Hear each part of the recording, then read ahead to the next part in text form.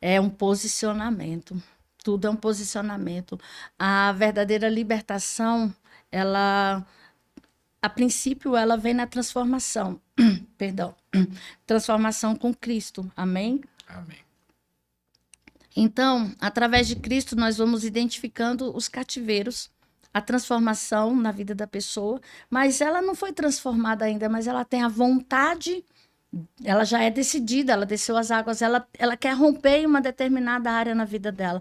Então, como identificar o cativeiro? Através dos sintomas, nós vamos ver a árvore, através do fruto, nós reconhecemos a árvore. Mas em qual cativeiro que ela está sendo, que ela está aprisionada? Tem muitos cativeiros, cativeiros emocionais, tem e trazem muitas coisas, revelam muitas situações dentro da família, né? Uma delas é a falta de paternidade dentro da família, a rejeição, a maioria hoje das pessoas, elas sofrem rejeição mesmo tendo pai e mãe dentro da sua casa. Isso é bom falar. Mesmo com pai e mãe dentro. Mas por quê? Se tá lá o pai e a mãe.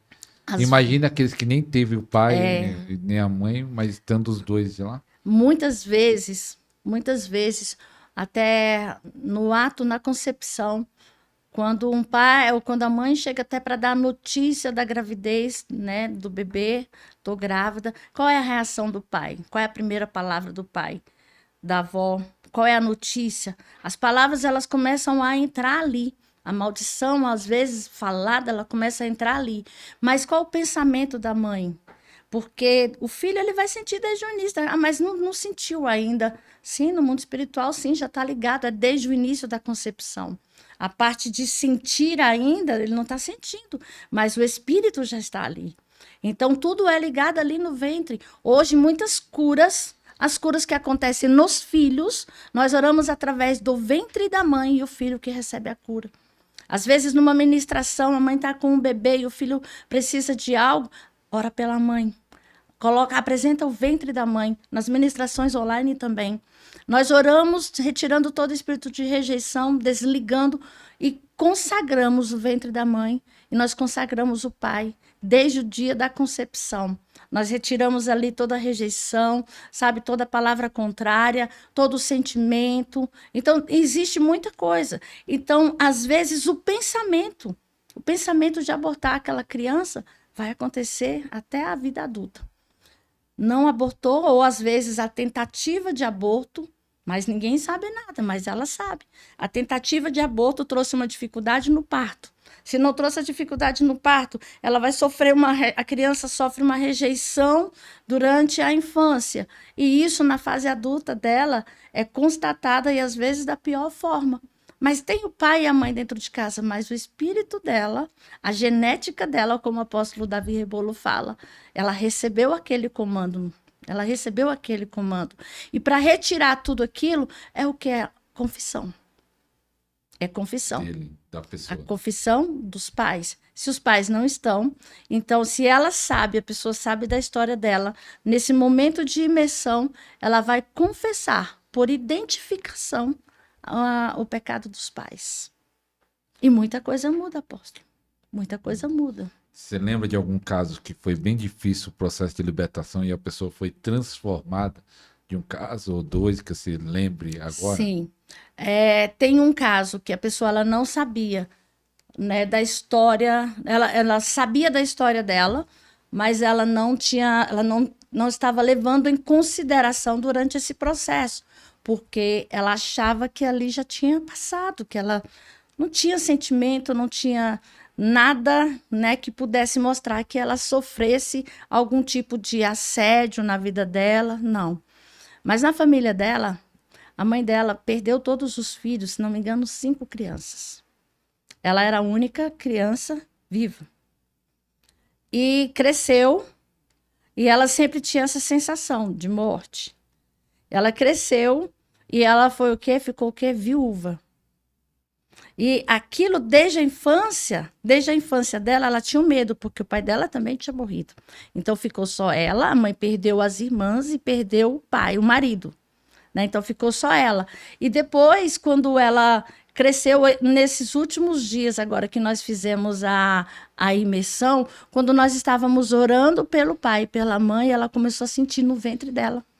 Ela começou a sentir, apóstola, eu tive que parar e ir vomitar. O quanto eu fui atacada, porque o mesmo espírito, ele veio contra a vida dela durante a vida inteira. Ou seja, ela é viúva, então ela sempre foi sozinha na vida dela. E a mãe dela que perdeu os outros filhos e teve só ela, você imagina o medo dela, a aflição dela. E outro caso, a gente está falando no caso de rejeição, um outro caso que o pai, ele fez, né? Fez um feitiço para conseguir a esposa. E depois que ele falou, não, eu era tão feio, eu tive que fazer isso para ela ficar comigo. E ele falava, né? Só que, assim, na família, uma das pessoas, ela vai sentir o que veio ali através da oração do pai, ela vai sentir essa cobrança que veio. Feitiço. Do feitiço, exatamente. E essa cobrança veio sobre essa filha, sobre uma filha que estava fazendo esse processo. Quando nós estávamos orando, ela não parava de sangrar. Ela não parava de sangrar. Começou na hora da oração? Começou na hora da oração. Então, são situações que nós oramos na intercessão e pedimos que o Espírito Santo revele o pecado que está em oculto, aquele que a gente não conhece, não sabe, dos nossos antepassados, aquilo que ele possa nos revelar, que venha, que traga a luz. A palavra diz que quando a luz chega, a treva bate em retirada. Mas como nós vamos tirar pessoas de cativeiros, onde nós não sabemos o que está operando, nem como foi? Tem pessoas que, uma pessoa que foi identificada com abuso na infância, recente também, mas ela não sabia, o inimigo apagou da mente dela o abuso. Foi real o abuso. Foi real. E foi ela real. foi apagada. Foi apagado da mente. E eu conversando, você sofreu abuso na infância? E ele, não, passou. Poucos dias depois, a esposa dele veio falar, apóstolo, você foi tão incisiva naquela pergunta que ele falou não e eu sabia que não porque ele tinha me falado que não. Mas a irmã dele me falou que sim. E ele não lembrava realmente. E por que não lembra? Porque aquilo que não chega à luz, não tem como a pessoa sair dali daquele lugar. Vamos dizer, fica nas trevas. Fica nas trevas, exatamente. É uma carta na manga de Satanás, aonde ele vai o quê? Aprisionar essas pessoas. Então, no campo da área sexual, tem muitos tipos de abusos que, na fase da adolescência, na fase adulta, ele vai se manifestar de alguma forma. Vai se manifestar no homossexualismo, vai se manifestar também através de incubos e sucubos, que é o espírito da noite, né? Que tem gente que chama que é o marido da noite, né? Que tem gente que chama que é o marido, tem outro que chama que é a dama da noite. Não tem nada disso, é incubos e sucubos. Então, assim, tem pessoas que vivem isso e até gostam. É estranho, né? É estranho. É estranho, gostam. E para você tirar pessoas deste lugar, você precisa realmente falar, você está decidido a mudar? A sua vida vai mudar. A sua história vai mudar. E quando se fala em sexo, quando se fala que a libertação através do sexo, a gente sabe que algumas situações na área do sexo traz alianças. Você faz alianças de alma com pessoa. Por quê? Porque é o teu sangue que está ali. Vamos dizer que um homem e uma mulher... hoje em dia, mais ainda, né? Que cada vez está piorando a moral, né? Tem várias relações. Teve 10, teve 15. E aí ele se converte. Será que ele vai precisar de libertação? Ah, precisa. Precisa. Eu faço escola de libertadores com a apóstola Josiane, FCOL. Gente, façam. Lá do Espírito Santo? Façam. Estarei junto com eles agora em maio, 1, 2 e 3 de maio, aqui no Belém. As inscrições estão abertas. Aqui em São Paulo. Depois manda lá para mim. Vou mandar para você. Eu já vi lá o retiro que ele faz lá no Espírito Santo. Maravilhoso. Nunca fui. Eu estou ansiosíssima para ir, porque é a primeira vez que eu vou. Então, aprendo muito com eles sobre os tronos, sobre aconselhamento. Então, assim, cresci muito. com eles, nesses entendimentos que eles trazem para a gente. Você falou que a pessoa até espelha. Já teve algum caso de a pessoa vomitar obra de feitiçaria? Quando estava Sim. fazendo esse processo? A maioria, principalmente no online, para um pouquinho, corre e vai para o banheiro. Houve um caso antigo, né, quando eu estava missionária e eu morava ainda lá no Valparaíso, eu fui fazer uma viagem para o Rio de Janeiro e foi um caso que ali me chamou muita atenção. Eu sempre gosto de contar esse testemunho porque eu cresci muito ali naquele entendimento. Eu não sabia o que era. Me chamaram para fazer uma cruzada, né? Eu fui na região de Queimados, pronta para fazer uma cruzada, pastor. Cheguei lá no dia, um vendaval daqueles que leva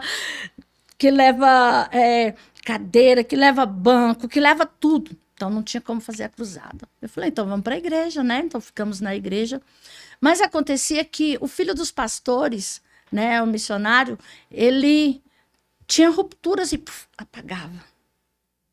Aí ele estava bem, comia bem, se alimentava bem, do nada ele estava caminhando na rua, apagava. Desmaiava. Então, e as pessoas, o que será que está acontecendo? E já estava recorrente. Só que eu estava na casa deles e eu falava, Senhor, o que está acontecendo? Me mostra. E assim, eu não queria sair dali sem poder ajudá-los, né? E ali eu entendi que não tinha nada de cruzada ali para mim. Não, ali era para ajudá-los ali naquele processo ali de libertação com o filho. E o Senhor foi mostrando. Eu falei, Senhor, por que ele está indo? E aí, de repente, a gente estava para o quarto. E aí ele voltava e bluf, caía na sala, caía na rua. E fazia exame, não deu nada. E quando esses dias eu estava lá, eu falei, Senhor, eu preciso que o Senhor fale comigo. E eu fui para aquele quarto ali, intercedi, comecei a orar.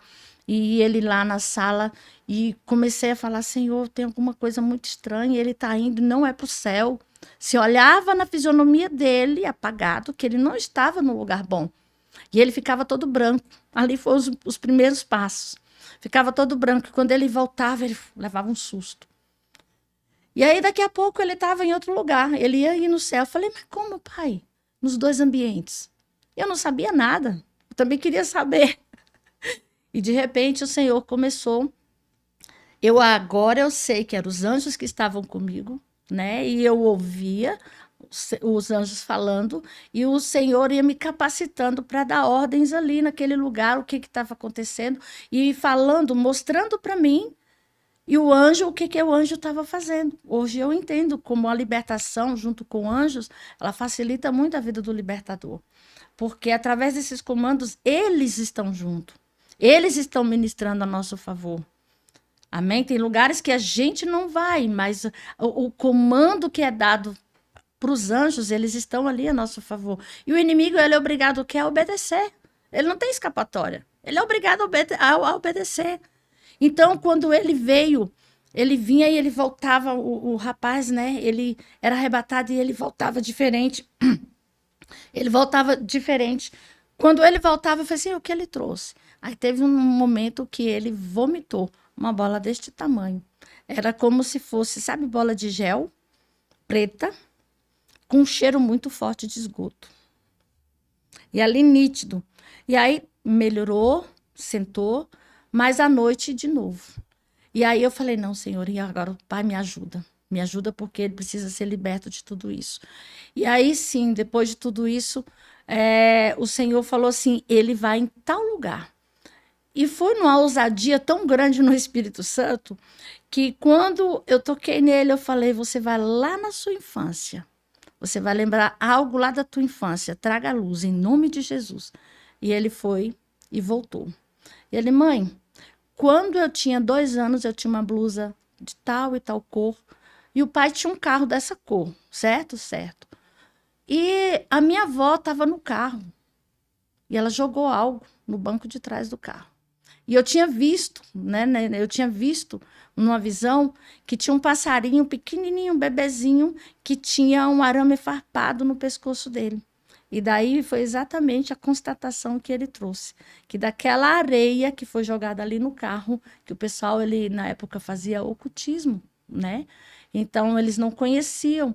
Então esse momento para ele foi libertador, porque através dessa informação que ele nos trouxe, Nós oramos e o Senhor libertou. E quando eu falei, Pai, que os anjos levem ele agora ao jardim celeste, que ele possa tocar, que ele possa louvar, que ele possa adorar. Daqui a pouco ele veio com um louvor todinho pronto, todo pronto. E ele não trouxe esse louvor na língua portuguesa, ele trouxe todo em hebraico. Coisa mais linda. Então, assim, é processo de libertação. E outras pessoas, elas, no final do processo, algumas relatam que viram Jesus entregando a chave dos cativeiros para elas. Né? E elas saem ali com essa chave na mão e depois é renovada. Nós oramos e pedimos ao Senhor que entregue as armaduras para elas, né? Novas vestes. E é como uma limpeza genética, como o apóstolo Davi Rebolo fala. É a limpeza genética, a limpeza do DNA. O nosso espírito, ele é sim um DNA que é do Senhor. Ele nos deu, né? A partir do momento que ele soprou em nós o fôlego dele, nós temos o espírito criativo. Mas esse espírito em nós, ele fica apagado porque é tanto entulho que a gente não consegue acessar nada. Não consegue nem mesmo criar através da palavra, que nós somos co-criadores com Cristo. Né? Então, nós não conseguimos criar, nós não conseguimos nem mesmo porque o nosso espírito está morto. Hoje eu entendo que aquele tempo que eu passei ali, que o Senhor me parou, foi porque o meu espírito estava morto, sabe? Então, eu precisava de entender algumas coisas. Hoje, por misericórdia, eu sempre falei, a limpeza da genética, a limpeza no espírito, não é no corpo. Então, a limpeza consciente que nós fazemos com Jesus, ele ali, ele já te deu todas as armas, ele já te entregou a cura, já te entregou a libertação, e o que impede da gente viver tudo isso somos nós mesmos. A nossa mente cativa, a nossa mente presa, e às vezes, muitas vezes, o orgulho em não buscar ajuda.